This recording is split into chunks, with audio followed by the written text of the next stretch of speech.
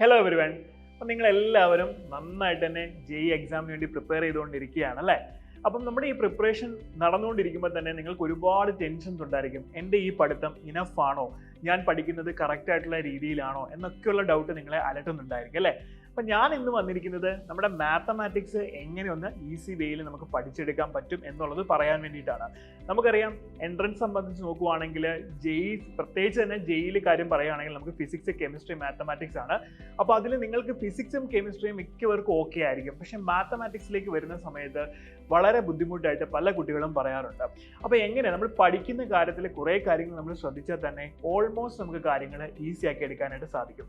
അപ്പം അതിൽ കുറച്ച് കാര്യങ്ങളാണ് ഞാൻ പറയാൻ പോകുന്നത്. അപ്പോൾ നമ്മുടെ പ്രിപ്പറേഷൻ സ്റ്റാർട്ട് ചെയ്യുന്നതിന് മുന്നേ തന്നെ നമ്മൾ ആദ്യം ചെയ്യേണ്ടത് നിങ്ങളുടെ ബേസിക്സിൻ്റെ ലെവൽ എത്രമാത്രം ഉള്ളത് അത് നിങ്ങൾക്ക് ഓരോരുത്തർക്കും മാത്രമേ അറിയത്തുള്ളൂ.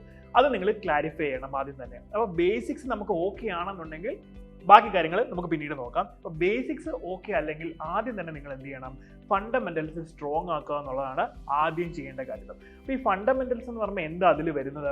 ഫണ്ടമെന്റൽസ് എന്ന് വരുമ്പോൾ ആദ്യം വരുന്നത് നമ്മുടെ ഓൾജിബ്രായിക് ഐഡന്റിറ്റീസ്. അതാണ് ആദ്യമേ നമ്മൾ പഠിച്ചു വെക്കേണ്ടത്. a+b² മുതൽ തന്നെ നമ്മൾ എന്ത് ചെയ്യണം, പഠിച്ചു വെച്ചിരിക്കണം. കാരണം നമ്മൾ മിക്ക പ്രോബ്ലംസും അപ്ലൈ ചെയ്യുന്ന സമയത്ത് ഇതൊന്നും വീണ്ടും ആദ്യം തൊട്ട് നമ്മൾ പറയില്ല അല്ലേ, നമ്മൾ ഡയറക്റ്റ് അങ്ങ് അപ്ലൈ ചെയ്യുകയാണ് ഈ ഐഡന്റിറ്റീസ് പലയിടത്തും. അപ്പോൾ ആദ്യം തന്നെ നിങ്ങൾ ഓൾജിബ്രായിക് ഐഡന്റിറ്റീസ് എല്ലാം കൃത്യമായിട്ട് തന്നെ പഠിച്ചു വെക്കണം. പിന്നെ നിങ്ങൾ സൈൻ കൺവെൻഷൻ്റെ കാര്യത്തിന് അത് ബുദ്ധിമുട്ടുണ്ടെങ്കിൽ sign, addition, different numbers addition ചെയ്യുന്നത്, സബ്ട്രാക്ട് ചെയ്യുന്നത്, ഇതിലൊക്കെ കൺഫ്യൂഷൻ ഉണ്ടെങ്കിൽ അതെല്ലാം ക്ലിയർ ആയിട്ട് നമ്മൾ മനസ്സിലാക്കി വെക്കണം. അതിന് നമ്മൾ ഓൾറെഡി ഫണ്ടമെന്റൽ ക്ലാസ്സുകൾ നിങ്ങൾക്ക് തന്നിട്ടുണ്ട്. പോളിനോമിയലിൻ്റെ ഫണ്ടമെന്റൽ ക്ലാസ്സുകൾ നമ്മൾ തന്നിട്ടുണ്ട്. ദെൻ ഫ്രാക്ഷൻസ് നമ്മൾ എങ്ങനെ ചെയ്യുന്നുണ്ട്, ലോഗിൻ്റെ ഫണ്ടമെന്റൽസ്, ഇതെല്ലാം നമ്മൾ തന്നിട്ടുണ്ട്. അപ്പോൾ ഫണ്ടമെന്റൽ സ്ട്രോങ് അല്ല എന്നുണ്ടെങ്കിൽ ഡെഫിനറ്റ് ആയിട്ട് നിങ്ങൾ എന്ത് ചെയ്യണം, ആ ഒരു ടോപ്പിക്ക് നിങ്ങൾ സ്ട്രോങ് ആക്കി വെച്ചിരിക്കണം. ഇനി അതിനുശേഷം നമ്മൾ പോകുന്നത് ട്രിഗ്നോമെട്രി എന്ന് പറഞ്ഞാൽ നമുക്ക് വളരെയധികം ഉപയോഗിക്കേണ്ട ഒരു കാര്യമാണ്. അപ്പോൾ ട്രിഗ്നോമെട്രിയുടെ ബേസിക് ആയിട്ടുള്ള റേഷ്യോസ്, അതേപോലെ തന്നെ അലൈഡ് ആംഗിൾസ്, ഇപ്പോൾ sin 90 - θ എന്താണ്, cos 90 + θ എന്താണ്, അപ്പോൾ ഇതേപോലെയുള്ള കാര്യങ്ങളെല്ലാം നിങ്ങൾ എന്ത് ചെയ്യണം. ഇതെല്ലാം ബേസിക്സ് നമുക്ക് വേണമെങ്കിൽ പറയാം. ഇതൊക്കെ നമുക്ക് അറിഞ്ഞിരുന്നാൽ മാത്രമേ മീൻസ് കാൽക്കുലസിൽ പോലും നമുക്കിതെല്ലാം ഉപയോഗിക്കേണ്ടതായിട്ട് വരുന്നുണ്ട്. ഓക്കെ, അപ്പം അതിലേക്ക് ഞാൻ പിന്നീട് വരാം. ഇനി നിങ്ങൾ പഠിക്കേണ്ട സമയത്ത്, മാത്സ് പഠിക്കേണ്ട സമയത്ത് ചെയ്യേണ്ട കുറച്ച് കാര്യങ്ങളൊന്ന് പറയാം. നമ്മൾ ക്ലാസ് കാണുന്ന സമയത്ത് ആദ്യം തന്നെ ഞാൻ പറഞ്ഞിട്ടുണ്ട്, ഓരോ ദിവസവും നിങ്ങൾ ക്ലാസ്സിന് ഇരിക്കുന്നതിന് മുന്നേ നിങ്ങളുടെ കയ്യിൽ ഒരു ലെക്ചർ നോട്ട് എഴുതാനുള്ള ഒരു ബുക്കും കാണണം. അതേപോലെ തന്നെ ഒരു A4 ഷീറ്റും ഉണ്ടായിരിക്കണം.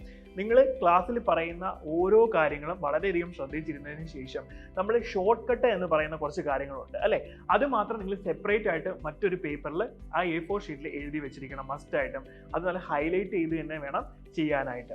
ഇനി ബാക്കി ക്ലാസ്സിൽ ചെയ്യുന്ന പ്രോബ്ലംസ് എല്ലാം നിങ്ങൾ നമ്മുടെ ബുക്കിൽ നമുക്ക് ചെയ്യാവുന്നതാണ് അല്ലേ. ഇനി ക്ലാസ്സിന് ശേഷം ഇത് ഓരോ ദിവസവും ക്ലാസ് കഴിയുമ്പോഴത്തേക്കും നിങ്ങൾ എന്ത് ചെയ്യണം, ഈ പേപ്പേഴ്സ് നിങ്ങൾ കളക്ട് ചെയ്ത് വെക്കുക.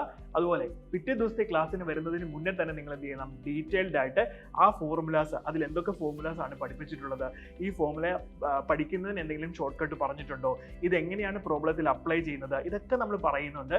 ഇതെല്ലാം നിങ്ങൾ കൃത്യമായിട്ട് പഠിച്ചു വെക്കണം. എങ്കിൽ മാത്രമേ നമുക്ക് അടുത്ത ദിവസത്തെ ക്ലാസ് സിസ്റ്റമാറ്റിക് ആയിട്ട് പഠിക്കാനായിട്ട് സാധിക്കുകയുള്ളൂ. അപ്പോൾ ഈ ഒരു കാര്യം നിങ്ങൾ തുടക്കം മുതലേ ചെയ്യേണ്ടതാണ്. ഇനി ഇതുവരെ ചെയ്തിട്ടില്ല എന്നുണ്ടെങ്കിൽ ഇനി വരുന്ന ചാപ്റ്റർ സ്റ്റാർട്ട് ചെയ്യുമ്പോൾ മുതലെങ്കിലും നിങ്ങൾ ചെയ്യണം. ഇനി അടുത്ത കാര്യം പറയുന്നത് ചാപ്റ്റർ സെലക്ട് ചെയ്യുക എന്നുള്ളതാണ്.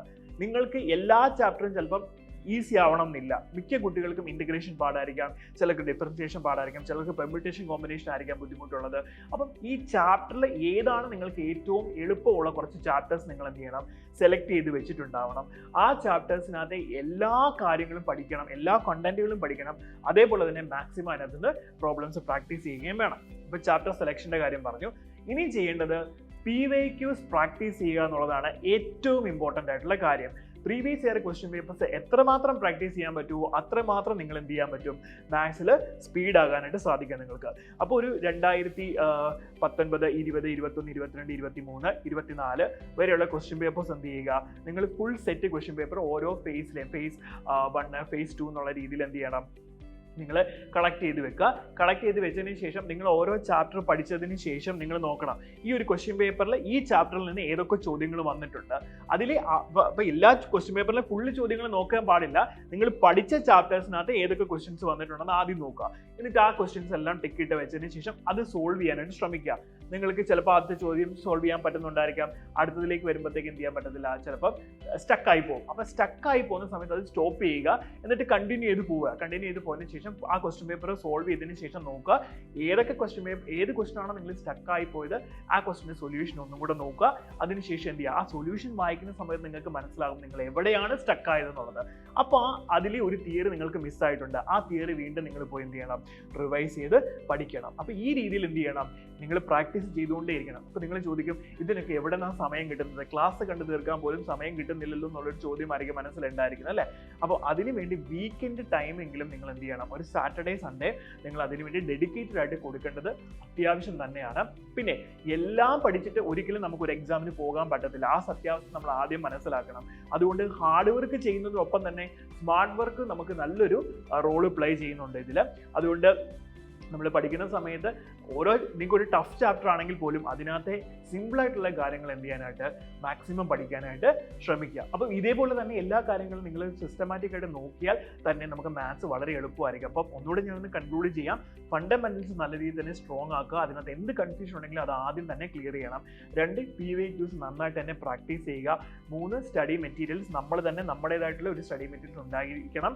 അപ്പം എന്നും അത് റെഫറൻസിന് വേണ്ടി ഉപയോഗിക്കുക. ഫോർമുല ബുക്ക് വെക്കുക, അത് എല്ലാ വീക്കെൻഡും എന്ത് ചെയ്യുക, ഒന്ന് റിവൈസ് ചെയ്തുകൊണ്ടേയിരിക്കുക. ഇത്രയും കാര്യങ്ങളൊക്കെ ചെയ്താൽ തന്നെ നമുക്ക് അത്യാവശ്യം സ്ട്രോങ് ആകും. പിന്നെ ചാപ്റ്റേഴ്സ് സെലക്ട് ചെയ്ത് പഠിക്കുക, കുറച്ച് എളുപ്പമുള്ള ചാപ്റ്റേഴ്സിന് കൂടുതൽ ഫോക്കസ് കൊടുത്തതിന് ശേഷം ടഫ് ആയിട്ടുള്ള ചാപ്റ്റേഴ്സിനകത്ത് എളുപ്പമുള്ള ടോപ്പിക്കുകൾ പഠിക്കുക. അപ്പോൾ ഇത്രയും കാര്യങ്ങളൊക്കെ നിങ്ങളൊന്ന് അത്യാവശ്യം ചെയ്താൽ മതി, നമുക്ക് നല്ല രീതിയിൽ തന്നെ മുന്നോട്ട് പോകാനായിട്ട് സാധിക്കും. അപ്പോൾ എല്ലാവരും നന്നായിട്ട് തന്നെ പ്രിപ്പയർ ചെയ്യുക, നന്നായിട്ട് തന്നെ നമുക്ക് എക്സാം ക്രാക്ക് ചെയ്യാൻ എല്ലാവർക്കും സാധിക്കും. All the best.